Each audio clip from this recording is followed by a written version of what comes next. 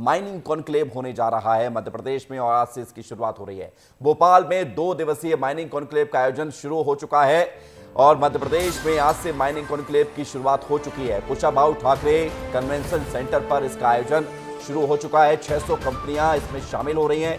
रिलायंस, अडानी, बिरला जैसे ग्रुप भी इसमें हिस्सा ले रहे हैं। राज्य में निवेश बढ़ाने पर लगातार जोर है। मुख्यमंत्री doctor Mohan Yadav investor summit कर रहे हैं, रीजनल कॉन्क्लेव कर रहे हैं और अब माइनिंग कॉन्क्लेव उन्होंने की है।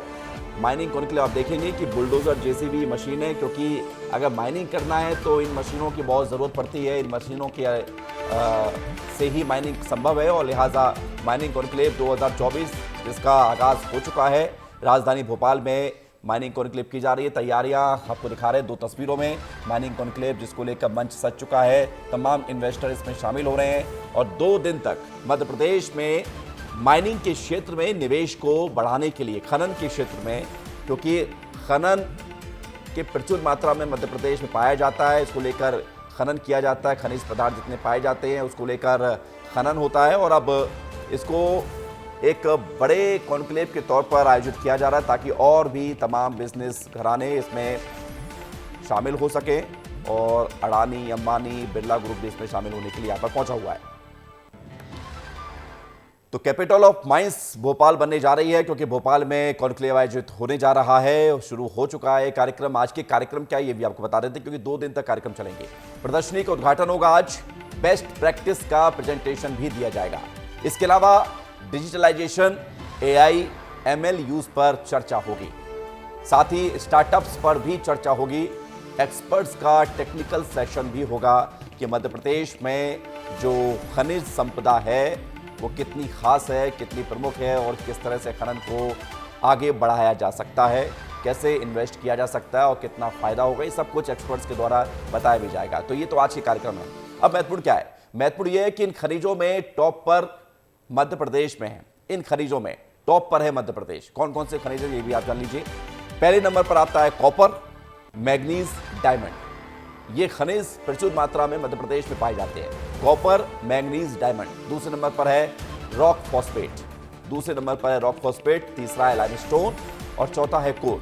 इन 4 बड़े खनिज पदार्थों की प्रचुर मात्रा मध्य प्रदेश में पाई जाती है और इसलिए जब माइनिंग कॉन्क्लेव होने जा रहा है तो इसको लेकर आप समझिए कि कितना खास है ये कार्यक्रम। सरकार की जो कोशिश है वो कितनी बड़ी है।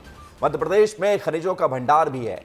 लेटराइट और बॉक्साइट ये पाया जाता है। Gold, iron, gold and base material, limestone, base metal, coal, manganese, ये सब कुछ मध्य प्रदेश में प्रचुर मात्रा में है, पाई जाती है। इसका खनन भी होता है, लेकिन अब इसको और बड़े स्केल पर, लार्ज स्केल पर इसको इस्टेब्लिश करने के लिए मध्य प्रदेश में ये कोशिश की जा रही है, जिसको नाम दिया गया है माइनिंग कॉन्क्लेव।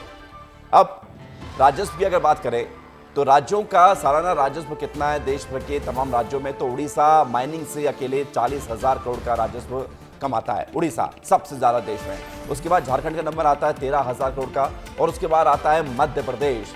10,000 करोड़ रुपए का राजस्व मध्य प्रदेश को इसी माइनिंग सेक्टर से मिलता है। और ये माइनिंग सेक्टर कितना बड़ा है ये आप इस तरह से समझिए कि देश का तीसरा बड़ा राज्य है मध्य प्रदेश, जहां पर 10,000 करोड़ का राजस्व मिलता है।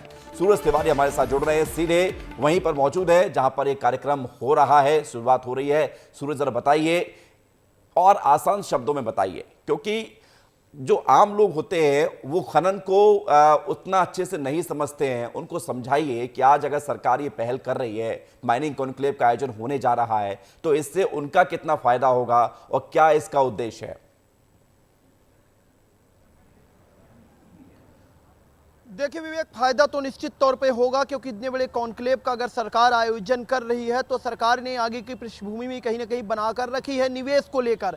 कुशाभाऊ ठाकरे कन्वेंशन सेंटर में मौजूद हूँ और जो यहाँ पर प्रदर्शनी है इसका शुभारंभ हो चुका है। प्रेजेंटेशन भी आज दिया जाएगा और तमाम कंपनियों के जो निवेशक हैं वो आए हुए हैं, कंपनियों से जुड़े प्रतिनिधि भी आए हुए हैं। ये देखिए, ये जो जेसीबी बुलडोजर जिसे बोलते हैं, ये इसलिए खड़ी किए गए हैं यहाँ पर प्रदर्शनी के तौर पर क्योंकि माइनिंग के क्षेत्र में सबसे ज़्यादा अगर प्रयोग होता है तो उसी का होता है खनन के लिए। मध्य प्रदेश में वैसे भी खनिज की अपार संभावनाएं हैं और अपार संपदा भी है खनिज की दिशा में मध्य प्रदेश कहीं ना कहीं अग्रणी राज्यों में गिना जाता है विवेक। और यहाँ पर पूरा जो ये प्रदर्शनी लगाई गई है, अलग अलग छोटे से लेकर बड़े बड़े बुलडोजर खड़े किए गए हैं और बड़ी प्रदर्शनी तो अंदर लगाई गई है विवेक, जहाँ पर तमाम जो माइनिंग की कंपनियां आई हैं उन्होंने अपना अपना इंस्टॉल लगाया। इंस्टॉल क्यों? इंस्टॉल इसलिए ताकि लोगों को वो अपनी कंपनी के बारे में समझा सकें और ये समझा सकें कि आखिरकार मध्य प्रदेश में जो अलग अलग तरह की कंपनियां काम करती हैं वो क्या काम करती हैं, उनका काम क्या होता है, उनका कार्य क्षेत्र क्या होता है।